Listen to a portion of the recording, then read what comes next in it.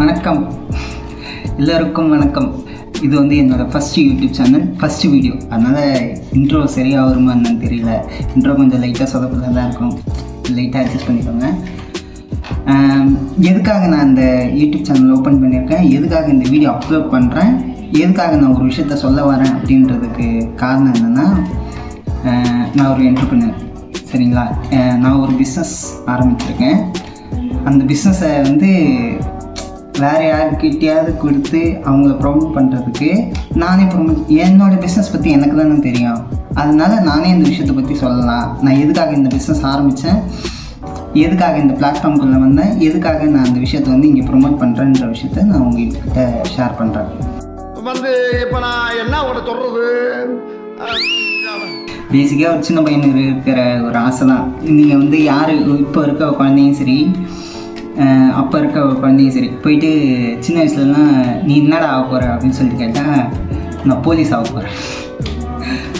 போகிறேன் அப்படின்னு சொல்லி சொன்னாங்க. அதே மாதிரி தான் நானும் இந்த ஃபஸ்ட் ஸ்டாண்டர்ட்லேருந்து 6th வரைக்கும், 7th வரைக்கும் நீ என்னடா ஆக போகிற அப்படின்னு சொல்லி போலீஸ்.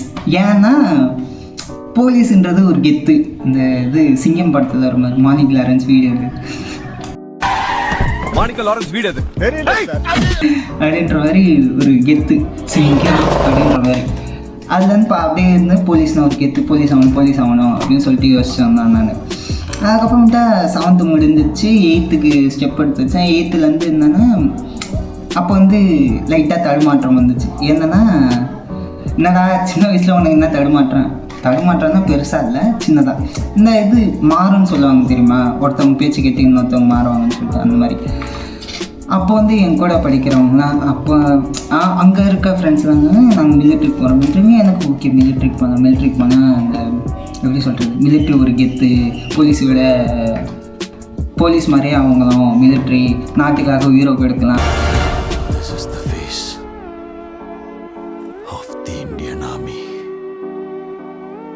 யோசிச்சுட்டு இருந்தது. ஓகே மிலிட்ரிக்கு போகலாம், பெரிய ஆள் ஆகலாம் அப்படின்னு சொல்லிட்டு அது ஒரு ஆம்பிஷனாக வச்சு சுற்றிங்க இருந்தேன். 10th அப்புறமேட்டா 10th வந்தாச்சு. 10th வந்ததுக்கப்புறமேட்டா 10th அந்த எப்படி சொல்கிறது, பப்ளிக் எக்ஸாம் முன்னாடி வரைக்கும் மிலிட்ரின்னு தான் ஆம்பிஷன் ஓடிக்கிட்டே இருந்துச்சு. அதுக்கப்புறமேட்டா அப்போ தான் வந்து யூடியூப் வந்து நல்லா எனக்கு அப்போ வந்து நல்லா தெரிய ஆரம்பிச்சிச்சு. யூடியூப்பில் இந்த எப்படி சொல்கிறது, நமக்கு எதாவது வேணும்னா யூடியூப் பார்க்கலாம், எதாவது கண்டென்ட் எதாவது பார்க்கலாம், நோட்ஸ் எதாவது எடுக்கலாம், இல்லை என்டர்டெயின்மெண்ட் வீடியோ எதாவது நமக்கு எதாவது தெரிஞ்சுக்கணும்னா அது யூடியூப் சோஷியல் மீடியா பிளாட்ஃபார்மில் நமக்கு அதில் போய் பார்க்கலாம் அப்படின்னு சொல்லிட்டு எனக்கு அதில் தெரிய ஆரம்பிச்சிது. அப்படி போய் பார்த்தப்போ தான் மிலிட்ரிக்கு போலீஸ்க்குலாம் எந்தெந்த குவாலிஃபிகேஷன் வேணும்னு சொல்லிட்டு, டிகிரி ஓகே வாங்கிக்கலாம். அதுக்கப்புறமேட்டா எக்ஸாம் எழுதணும், ஓகே எழுதிக்கலாம், எல்லாம் ஓகே, எல்லாத்தையும் சொல்லி முடிச்சுட்டு கடைசியில் தான் வந்தார் விநாயக் அப்படின்ற மாதிரி. கடைசியாக ஒன்று வச்சுட்டு வந்தான், ஹைட்டு இவ்வளோ தான் இருக்கணும், அது இங்கே இருக்கு. ஆனால் தான் நான் வந்து எப்படி சொல்கிறது, அவங்க ஹைட்டு வந்து ஒரு ஹைட்டு வச்சுருக்காங்கன்னா நான் அதில் வந்து பாதி தான் இருப்பேன். நான் ஹைட்டு கிடையாது, குள்ளம், எப்படி சொல்கிறது, நான் இந்த சின்ன ஒரு அது மேலே வளரல. நான் இப்போ வரைக்கும் அதே ஏஜில் தான் இருக்கேன். அதனால் என்ன ஆயிடுச்சுன்னா, ஆவலாம் நினச்சிக்கிட்டு இருந்தது, ஆக முடியாமலே போயிடுச்சு. ஓகே ஹைட் இல்லை, செலக்ட் ஆக மாட்டேன்னு சொல்லிட்டு நானும் அப்படியே விட்டேன். சரி வேறு என்ன பண்ணலாம் அப்படின்னு சொல்லிட்டு பார்க்கும்போது பார்த்தா சரி ஐஏஎஸ்ஸா எதுக்கு இதெல்லாம் முதல்ல நீ முன்னாடி வந்து இப்படி கேட்கறதே தப்பு. சொல்லிட்டு 11th முடிவு பண்ணேன். அதுக்காக தான் வந்து காமர்ஸ் குரூப் எடுத்தேன், ஐஏஎஸ் படிக்கணும்னு சொல்லிட்டு. இதில் என்ன ஒரு சிரிப்புனா, ஐஏஎஸ் ஆகலான்னு சொல்லிட்டு 10th முடிச்சிட்டோன்னே ஃபிக்ஸ் பண்ணிட்டேன். ஃபிக்ஸ்லாம் பண்ணிட்டு அதுக்கப்புறமேட்டா 11th வந்து எனக்கு கம்ப்யூட்டர் சயின்ஸ் குரூப் எடுக்கணும்னு ஆசை. நான் போயிட்டு ஸ்கூலில் போயிட்டு கேட்குறேன், என்ன குரூப் கம்ப்யூட்டர் சயின்ஸ் வேணும் அப்படின்னு சொல்லி. பிரின்ஸ்பால் கிட்ட தான் பேசிக்கிட்டு இருந்தது. நான் மட்டும்தான். அப்போ வந்து பிரின்ஸ்பால் வந்து 10th தெரியுன்றதுனால அவர்கிட்ட தான் போய் பேசினது. சார் இந்த மாதிரி வந்து ஐஏஎஸ் ஆக போகிறேன். ஐஏஎஸ் அப்பா சரிப்பா, என்ன குரூப் எடுக்கிறேன், computer science. Computer science first நீ எப்படிப்பா ஐஏஎஸ் ஆக? ஐஏஎஸ் படிக்கணும்னா நீ வந்து கம்ப்யூட்டர் சயின்ஸ் வச்சு ஆகலாமான்னு தெரியல. அவர் வந்து காமர்ஸ் குரூப் எடுத்தால் உனக்கு அது ஈஸியாக இருக்கும்பா அப்படின்னு சொன்னார். ஓ அப்படியே விஷயம் அப்படின்னு சொல்லிட்டு அதுக்கிட்ட காமர்ஸ் குரூப் எடுத்து 11th C அந்த குரூப்பில் தான் படிச்சுக்கிட்டு இருந்தேன். நான் வந்து படிப்பாளி பயங்கரமானவன் அப்படிலாம் இல்லை, ஆவரேஜ் ஸ்டூடெண்ட், பேக் பெஞ்சர். சொல்ல போனால் பேக் பெஞ்சருங்க. நான் அவுட் ஸ்டாண்டிங் ஸ்டூடெண்ட் தான். எப்பயுமே சுமாராக படிப்பேன், ஆனால் நிறைய விஷயத்த கற்றுப்பேன். அந்த மாதிரி தான் இருந்தேன். நானும் அப்படி தான், எல்லோரும் மாதிரியும் அப்படி தான் இருந்தேன். ஜாலியாக சுற்றிக்கிட்டு ஸ்கூல் லைஃப் என்ஜாய் பண்ணிக்கிட்டு அப்படி தான் இருந்தேன். ஸ்கூல் லைஃப்பும் அப்படியே போச்சு. ஸ்கூல் லைஃப்லலாம் அந்த இது நோட் புக்கிலலாம் லேபிள் விட்டு எழுதும்போது எம்ஸ்டி சபரி ஐஏஎஸ் அவரே சொல்கிறாரா? Very good brilliant. அந்த மாதிரி தான் அப்படி தான் போயிட்டு இருந்துச்சு ஸ்கூல் லைஃப். 11th 12th எல்லாமே போயிடுச்சு. காலேஜ் படிக்கும்போது என்னென்னா ஐஏஎஸ் கனவு அப்படியே போயிடுச்சு. ஏன் போச்சு எதுக்கு போச்சுன்னு தெரியல. காலேஜ் படிக்கும்போது பார்த்தா சிஏ ஆகணும். ஓகே சிஏ ஆகிடலாம் அப்படின்னு சொல்லிட்டு சிஏக்கு கனவு போயிடுச்சு. அப்படியே மாறிக்கிட்டே இருந்துச்சு.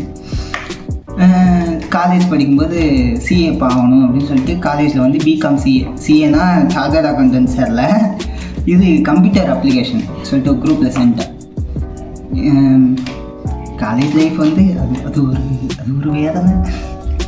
அதை வேற ஞாபகம் வச்சுட்டீங்க, நெஞ்சமெல்லாம் புண்ணாக இருக்குப்பா அப்படின்ற மாதிரி. காலேஜ் லைஃப் வந்து அவ்வளோ எக்ஸ்பெக்டேஷனு, இவ்வளோலாம் பண்ணணும், அந்த காலேஜில் போயிட்டு இவ்வளோ விஷயம், இந்த ஐவி கூட்டும் போகணும், டூர் இட்டு போகணும், அது பண்ணணும் இது பண்ணணும் அப்படின்னு சொல்லிட்டு அவ்வளோ ஆசை. காலேஜில் வந்து இந்த எப்படி சொல்கிறது ஈவெண்ட்லாம் நடத்துவாங்கள்ல, அந்த மாதிரி எக்ஸிபிஷனு, கல்ச்சுரல்ஸு, ஃப்ரெஷர்ஸ் டே, ஃபேர்வெல் அப்படியே தான் நடத்தணும் அப்படின்னு சொல்லிட்டு அங்கெல்லாம் கலந்துக்கணும்னு சொல்லிட்டு ஆசை. ஆனால் நான் போய் சேர்ந்த காலேஜில் எதுவுமே இல்லை. நான் உள்ளே என்ட்ரி ஆகும்போதே என் ஆசையெல்லாம் குழித்து வந்து புதைச்சிட்டாங்க. உள்ளே போயிட்டு அப்ளிகேஷன் ஃபார்முக்கெல்லாம் ஃபீஸ் கட்டி வாங்கியாச்சு. அப்போ வந்து அப்ளிகேஷன் ஃபார்ம் வந்து 250 ரூபாயோ 300 ரூபாயோ தான் சம்திங். அப்ளிகேஷன் ஃபார்ம்லாம் வாங்கியாச்சு. வாங்கிட்டு மட்டும் அவனுக்கு ரூல்ஸ் பேப்பர்னு சொல்லிட்டு ஒன்று கொடுத்தாங்க. ஃபஸ்ட்டு ரூல்ஸ் யூனிஃபார்மோட தான் காலேஜுக்கு வரணும். ஓகே நண்பர்களே, அசையாத மரம் ஒன்று உய்ந்தது கீழே. உனக்கு என்ன பிரச்சனை? ஏன் அழுகிற? உனக்கு மண்டையில பிரச்சனை. என் கனவு அங்கேயே சதஞ்சிச்சு. ஓகே அப்படிதான் அப்படின்னு சொல்லிட்டு அப்படியே சதஞ்சிச்சு. நான் என்ன பண்ணுறது சொல்லுங்க பார்ப்போம். ஏன்னா ஸ்கூல் அப்படி first LKG UKG first standard second standard எல்லாத்துலேயும் யூனிஃபார்ம் போட்டு வளர்ந்தவன் காலேஜுக்கும் அதே யூனிஃபார்ம்னா அப்படி எப்படி இருக்கு சொல்லுங்க பார்ப்போம். என்னங்க எல்லாம் அநியாயம் அப்படின்ற மாதிரி தான் இருந்துச்சு. என்னன்னா நான் பார்த்து வளர்ந்த இந்த சில்லுன்னு ஒரு காதல், இனிது, டானு, மாஸ்டர், அந்த காலேஜ் லைஃப்லாம் பார்க்கும்போது காலேஜ்லாம் கலர் ட்ரெஸ்ஸு அப்படியே ஷூ போட்டு போகலாம், பைக் எடுத்து போகலாம், அது பண்ணலாம் இது பண்ணலாம் அப்படின்னு சொல்லிட்டு யோசித்தேன். ஆனால் என் ஆசையெல்லாம் மண்ணள்ளி போட்டாங்க. சரி ஓகே ஃபஸ்ட்டு பாயிண்ட் ஓவர். ஃபஸ்ட்டுலேயே அந்த சோழி முடிஞ்சிச்சு. நான் பேசணுமா வேணாம் அப்படியே அவங்ககிட்ட கேட்ட கேள்வி இருந்தேன்னா அங்கேயே கேட்டேன், எங்கே கூட்டின்னு போகிறீங்கன்னு சொல்லிட்டு. என்ன உங்களுக்கு ரைட்ஸ் இருக்குது இந்த மாதிரிலாம் என்னை கூப்பிட்டு வந்து சாகடிக்கிறதுக்கு, அந்த மாதிரி தான் இருந்துச்சு. நான் அப்படியே சொன்னேம்மா வேணாம்மா அதெல்லாம் வேணாம்மா, வீட்டுக்கு போயிடலாமா, நான் வேறு எதாவது காலேஜில் சேர்ந்து ஆர்ட்ஸ் காலேஜில் சேர்ந்துக்கிறேம்மா என்னம்மா அப்படின்னு சொல்லிட்டு. ஆனால் எங்கள் அம்மா கேட்கல, என்னை வந்து வலுக்கட்டாயமாக சேர்த்து விட்டாங்க. காலேஜ் வந்து ஸ்கூல் படிக்கும்போது என்னென்னா 10th 11th 12th வந்து ஸ்பெஷல் கிளாஸ் நடக்கும். காலைல வந்து 7:30 மணிக்கு கிளாஸு. நான் வந்து 6 மணிக்கு கிளம்பணும். 6 மணிக்கு கிளம்பி 6 மணிக்கு எழுந்திரிச்சாதான் நான் வந்து 6:30 இல்லைனா 6:45 குளிச்சுட்டு அப்படியே பொறுமையாக நடந்து போகிறதுக்கு எனக்கு கரெக்டாக இருக்கும். சரின்னு சொல்லிட்டு அப்போ சரி ஓகே ஸ்கூலில் நான் அப்படியே காலேஜ்லாம் போயிட்டா ஜாலியாக 10 மணிக்கு காலேஜ் ஜாலியாக போகலாம், ஜாலியாக இருக்கலாம் அப்படின்னு சொல்லிட்டு யோசித்தேன். ஆனால் எனக்கு அப்போ தான் வந்து என் வாழ்க்கையில் ஒரு பெரிய நீ நினச்சதெல்லாம் இங்கே நடக்காது, உனக்கு வைக்கிறோம் பாரு பெரிய ட்விஸ்ட்டுன்னு சொல்லிட்டு காலேஜில் ஒரு ட்விஸ்ட் ஒன்று வச்சாங்க. என்னன்னா காலேஜ் 8 மணிக்கு காலேஜ். 8 மணிக்கு காலேஜ்னா காலேஜ் பஸ்ஸு எனக்கு 7:15 காலேஜ் பஸ் வரும். 7:15 காலேஜ் பஸ் வரும்னா நான் திரும்பி எங்கள் காலைல 6 மணிக்கு தான் எழுந்திரிக்கணும். அடா போங்கடா அப்படின்ற மாதிரி ஆயிடுச்சு எனக்கு. சரின்னு சொல்லிட்டு நான் தான் வந்தேன். சரி காலேஜ் சேர்ந்தாச்சு.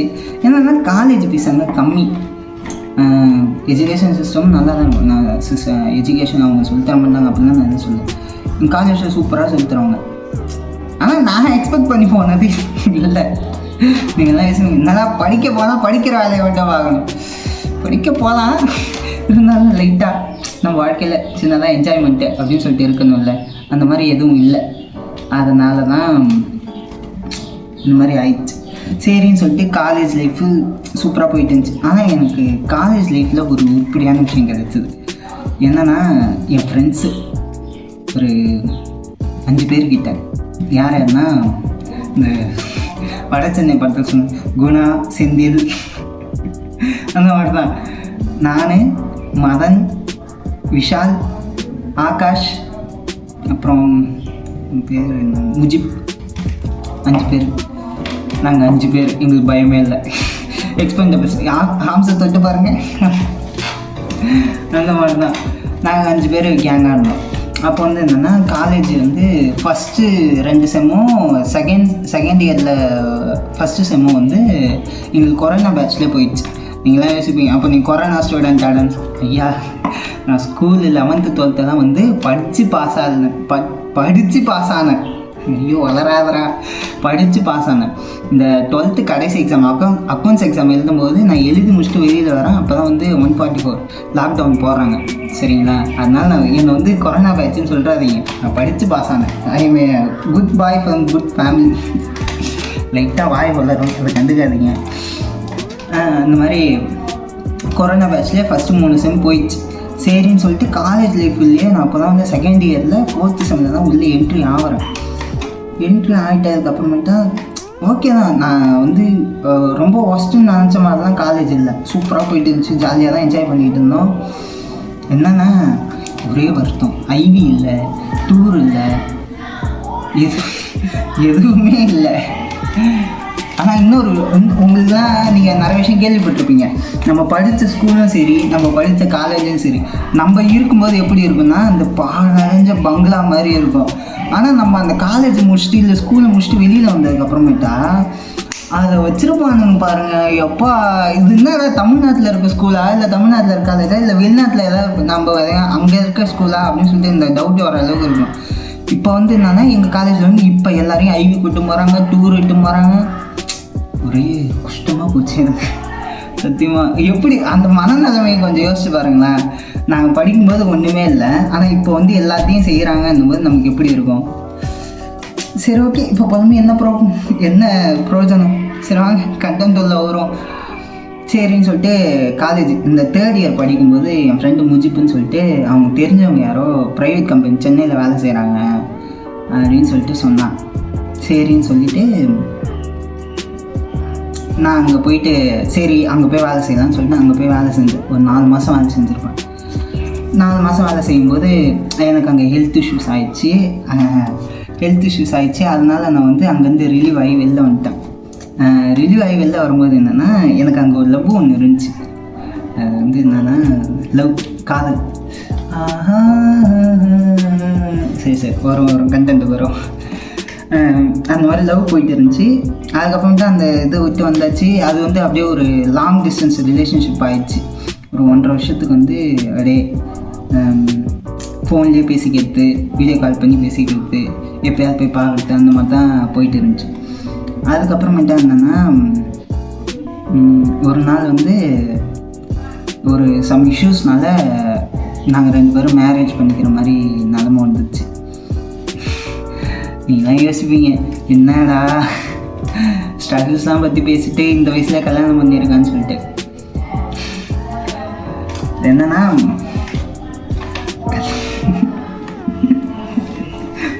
லைட்டாக வைக்கும், அதை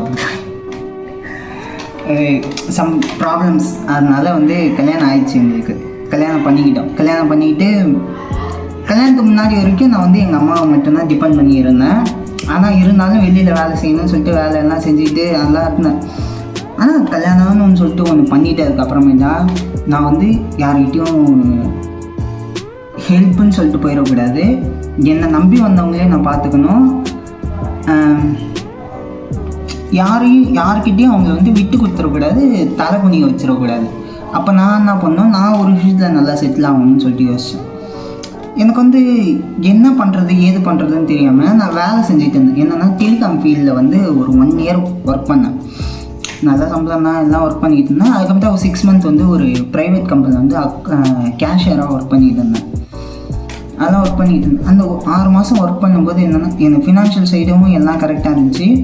நம்ம ஒரு ஃபேமிலிக்குள்ளே இறங்கிட்டோன்ற போது என்னென்ன விஷயம் பாதிக்கப்படும்னா டைம், அவங்க கூட டைம் ஸ்பெண்ட் பண்ணுறது.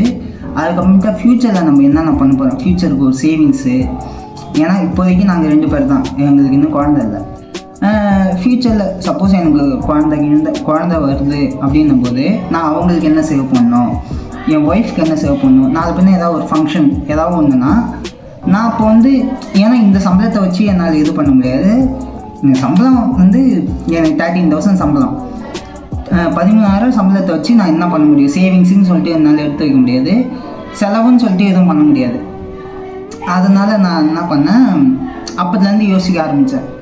நம்ம ஏதாவது ஒரு விஷயம் பண்ணணும், ஏதாவது ஒரு பிஸ்னஸ் ஆரம்பிக்கணும் அப்படின்னு சொல்லிட்டு அதெல்லாம் யோசிச்சுட்டு இருந்தது தான்.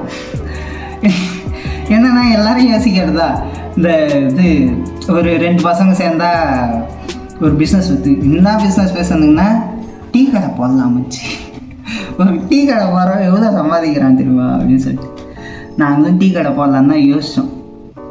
அதுக்கப்புறமேட்டா யார் அந்த என் பிஸ்னஸ் கோ பார்ட்னர் யாருன்னா திரு மோகன் ஐயா விரும்மாண்டி சுந்தரம் அவர்கள் அப்படின்ற மாதிரி என் ஃப்ரெண்டு, என் உயிருன்னு சொல்லலாம், அவ்வளோ க்ளோஸ் ஃப்ரெண்டு மோகன் சொல்லிட்டு அவனும் நான் தான் யோசித்தோம் இந்த மாதிரி டீ கடை போடலாம்.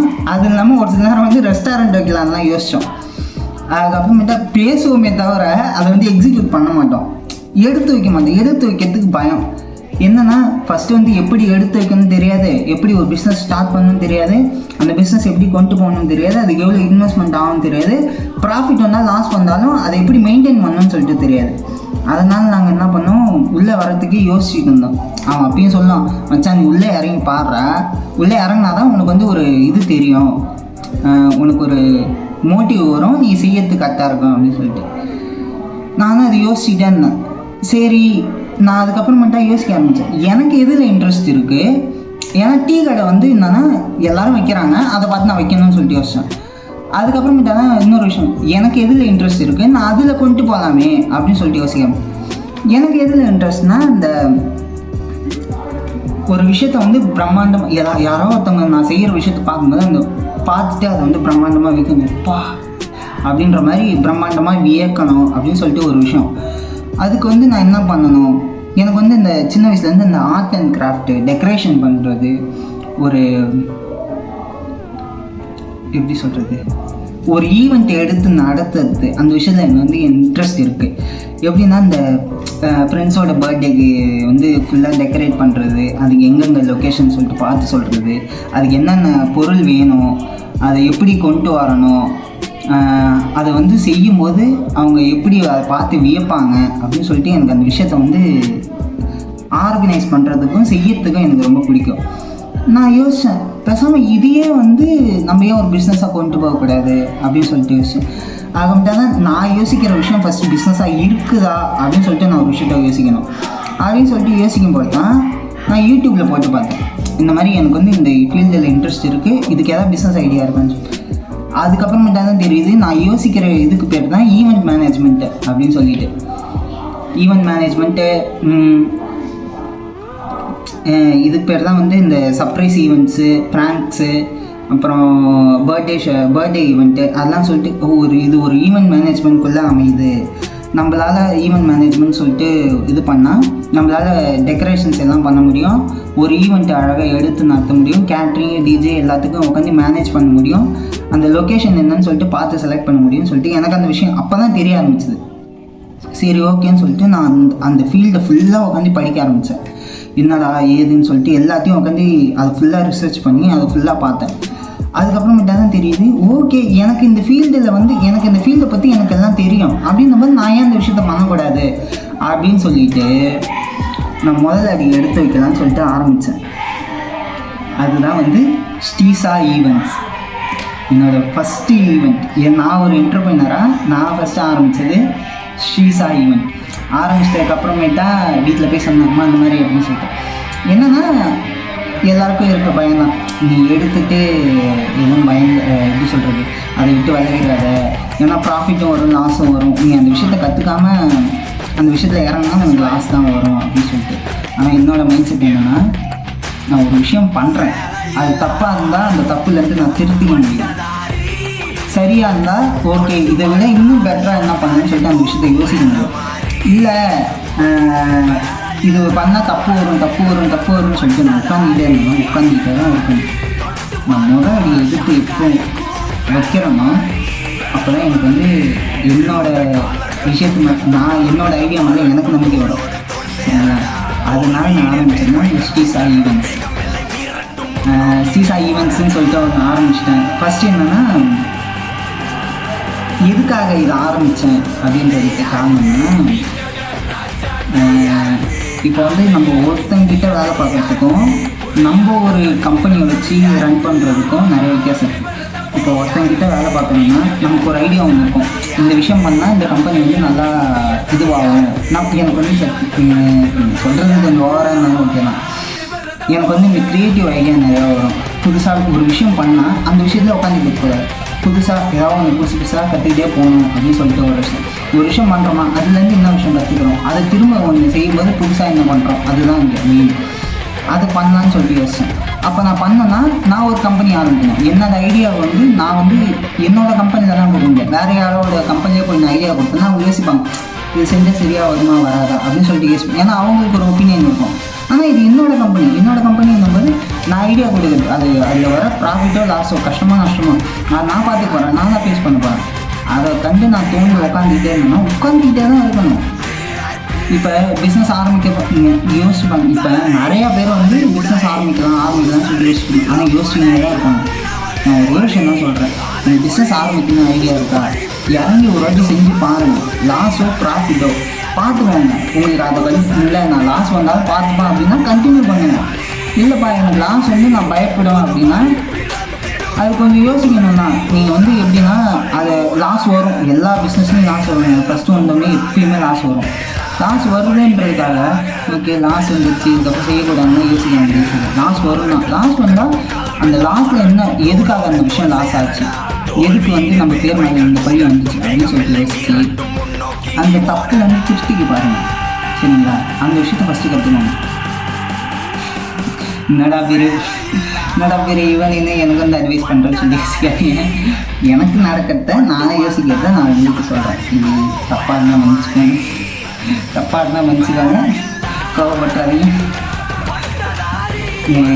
அட்வைஸ் பண்ணுற அளவுக்கு எனக்கும் வயசுலாம் இல்லை. எனக்கும் யாராவது அட்வைஸ் பண்ணால் எனக்கும் பிடிக்காது தான். ஆனால் எனக்கு சொல்லி நான் தைரியப்படுத்திக்கிற விஷயத்த நான் வீட்டை ஷேர் பண்ணுறேன். ஆரம்பித்தாச்சு ஸ்ரீசா ஈவெண்ட்ஸ்னு சொல்லிட்டு ஆரம்பிச்சு ஃபஸ்ட்டு வந்து என்னென்னா ஆர்டர் கிடைக்கணும் அப்படின்னு சொல்லிட்டு யோசிக்கும் போதுனா என்னடா பண்ணலாம் அப்படின்னு சொல்லிட்டு. ஏன்னா வந்து நான் இதுக்கு முன்னாடி யாருக்கும் ஈவெண்ட்டில் போய் ஒர்க் பண்ணேன், ஆனால் எனக்கு செய்வேன்னு சொல்லிட்டு ஒரு கான்ஃபிடென்ட் இருந்துச்சு. ஏன்னா இறங்கி தான் பார்க்கணும், இறங்காமலே வந்து இல்லை உனக்கு தெரியாதுன்னு சொல்லிட்டு உட்காந்துக்கிட்டே தான் இருக்கணும் அப்படின்றத இறங்கி பார்த்தோம்னு சொல்லிட்டு நானும் என் ஃப்ரெண்ட்ஸு ரிலேட்டிவ்ஸ் எல்லாருக்கிட்டையும் சொன்னேன். அப்போ வந்து என் ஃப்ரெண்டோட பையனுக்கு வந்து பர்த்டே ஈவெண்ட், அதுதான் என்னோடய ஃபஸ்ட்டு ஈவெண்ட், எனக்கு கிடைச்ச ஃபஸ்ட்டு ஜாப். போயிட்டு அவனுக்கு தான் தேங்க்ஸ் சொல்லணும், ஃபஸ்ட்டு தேங்க்ஸ் அவனுக்கு தான் சொல்லணும். அவனுக்காக அவன் இங்கே வளர்ந்துறான். அவனுக்கு போயிட்டு ஃபஸ்ட்டு ஈவெண்ட் பர்த்டே ஈவெண்ட் அவனுக்காக செலிப்ரேட் பண்ணி எல்லாத்தையும் பண்ணி அவனும் சில கரெக்ஷன்ஸ்லாம் சொன்னான். இந்த மாதிரி பண்ணால் இது அடுத்தது நல்லாயிருக்கும் அப்படின்னு சொன்னான். அதெல்லாம் தனியாக நோட் பண்ணி வச்சுட்டு இதை வந்து அடுத்தவங்களுக்கு இன்னொருத்தவங்களுக்கு செய்யும்போது இந்த தப்பை தான் மாற்றிக்கிட்டே செய்யணும். ஏன்னா தப்பு தானே எல்லாத்தையும் கற்றுக்க முடியும். இங்கே எல்லோரும் வந்து பிறகும்போது எல்லோரும் வந்து போதை தரும்போது ஒருத்தர் சொல்ல முடியாது. தப்பு தான் எல்லாத்தையும் கற்றுக்க முடியும். அந்த மாதிரி கற்றுக்க முடியும்னா இந்த மாதிரி எனக்கு இப்போ வரைக்கும் செகண்ட் ஈவெண்ட் கிடைக்கல. அதுக்காக தான் என்னென்னா நான் ப்ரொமோஷன் பண்ண முடியும். என்னோடய இதுக்காக வேறு என் கம்பெனி எனக்காக யாரும் பேச முடியாதுல்ல, எனக்காக நான் தான் பேசணும். என் விஷயத்த நான் தான் ப்ரொமோட் பண்ணேன், வேறு யார் ப்ரொமோட் பண்ணணுன்ற மாதிரி தான் நான் வந்து சொந்தமாக யூடியூப் சேனல் ஆரம்பித்து ஃபஸ்ட்டு வீடியோ சப்ஸ்கிரைபர்ஸ் கூட என்ன ஃபாலோ பண்ணுறவங்க என் ஃப்ரெண்ட்ஸு இது என் ரிலேட்டிவ்ஸ் அதான் இப்போதைக்கு சப்ஸ்கிரைப் பண்ணுவாங்க. உங்கள் வீட்டு பிள்ளையாக நினச்சி எனக்கு சப்ஸ்கிரைப் பண்ணி விட்ருங்க. உங்கள் வீட்டு பிள்ளையாக நினச்சி எனக்கு ஒரு சப்ஸ்கிரைப் பண்ணி இந்த மாதிரி நான் ஒரு ஈவெண்ட் ஆரம்பிச்சிருக்கேன். அதுக்கு சப்போர்ட் பண்ணி உங்களுக்கு ஏதாவது ஈவெண்ட் பண்ணணும், இல்லை பர்த்டே டெக்கரேஷன் பண்ணணும், இல்லை பேபி ஷவர் பண்ணணும், ஸ்டேஜ் ஈவெண்ட் பண்ணணும், கார்ப்பரேட் ஈவெண்ட் பண்ணணும், டிஜே வைக்கணும் அப்படின்னா எதுவாக இருந்தாலும் சொல்லுங்கள், சிறப்பாக பண்ணி கொடுக்கலாம். என்னடா சின்ன பையனாக இருக்க, சரி செய்வியா மாட்டியா, பேசும்போதே வளர்ற அப்படின்னு சொல்லிட்டு பேசுறதுக்காக எப்படி இங்கே நிறையா இருக்குது. அது வந்து வட தண்ணியில் சொந்தமாக இந்த ஆங்கர் தான் அவருக்கு கப்பலையும் இருக்குது. சின்ன பையன் தாங்க, ஆனால் அதுக்குன்னு சொல்லிட்டு அவனால் எதுவும் முடியாது, அவனால் எதுவும் இது பண்ணாது, அவனுக்கு சரியாக செய்ய வராது அப்படின்னு சொல்லிட்டு நான் இல்லை. ஒரு வாட்டி சான்ஸ் கொடுத்தாலும் தெரியும் அவனால் செய்ய முடியுமா முடியாதான்னு சொல்லிட்டு. நீங்கள் சான்ஸ் கொடுத்து பாருங்கள், சிறப்பாக செய்வேன். உங்களால் முடிஞ்சு சப்போர்ட் கொடுங்க. ஈவெண்ட்டு நீ வர விளாக்ஸ்லையும் சரி, நீ வர வீடியோஸ்லையும் சரி, ஈவெண்ட்டுக்கு எப்படி டெக்கரேஷன்ஸ் பண்ணுறோன்றதையும் போடும். அடுத்து எந்த ஈவெண்ட் கிடச்சிருக்கு அப்படின்னு சொல்லிட்டு அதுக்கான வீடியோவும் போடும், வீலாகவும் போடும். உங்களால் முடிஞ்ச சப்போர்ட் கொடுங்க. It your all blessings.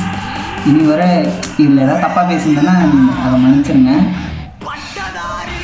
இந்த சப்போர்ட்டை கொடுங்க, சிறப்பாக பண்ணி தருவோம். ஸ்ரீ சாய் ஈவெண்ட்ஸ். என்னடா சிம்பிளாக எதுவுமே இல்லை, வாய்ஸ் சரியாக கேட்கல, பின்னாடி பேசுகிற சவுண்ட்லாம் கேட்குது, பேக்ரவுண்ட் சவுண்ட்லாம் கேட்குது அப்படின்னு சொல்லி யோசிக்காங்க. சின்ன அடி தான் எடுத்து வச்சுருக்கேன், படிக்கிறது தான் வச்சுருக்கேன். நீ மேலே தூக்கி விடுறது உங்கள் கையில் தான் இருக்குது. என்கிட்ட மைக் இல்லை, கேமரா ஸ்டாண்ட் இல்லை, சும்மா வீட்டில் இருக்க பொருளை வச்சு மொபைலில் தான் ஷூட் பண்ணியிருக்கேன். வீட்டில் இருக்க பொருளை வச்சு கேமரா ஸ்டாண்ட் ரெடி பண்ணி அதில் வச்சு தான் ஷூட் பண்ணுறேன். நாளைக்கு தான் என் தப்புலேருந்து நான் கற்றுப்பேன். உங்களால் முடிஞ்ச சப்போர்ட் கொடுங்க. ஈவெண்ட்டை வந்து எல்லாருக்கிட்டையும் சொல்லுங்கள். உங்களால் முடிஞ்ச சப்போர்ட் கொடுத்து நெக்ஸ்ட் ஈவெண்ட் வந்து எனக்கு கொடுங்க, சிறப்பாக பண்ணி தருவேன். சொல்கிறத விட செஞ்சு காட்டுறது தானே உலகின் தலை சிறந்த செயல். செஞ்சு காட்டுவோம். நான் பேசுகிறத விட நான் பண்ண ஒர்க்லாம் உங்கள்கிட்ட பேசும். கண்டிப்பாக சிறப்பாக பண்ணி தருவேன். உங்களுக்கு எதாவது ஈவெண்ட், ஏதாவது ஃபங்க்ஷன், ஏதாவது டெக்கரேஷன்ஸ் பண்ணணும், ஈவெண்ட் ஏதாவது முழுசாக எடுத்து நடத்தணும் அப்படின்னு சொல்லுங்கள், பண்ணித்தரோம். With your all blessings. Thank you.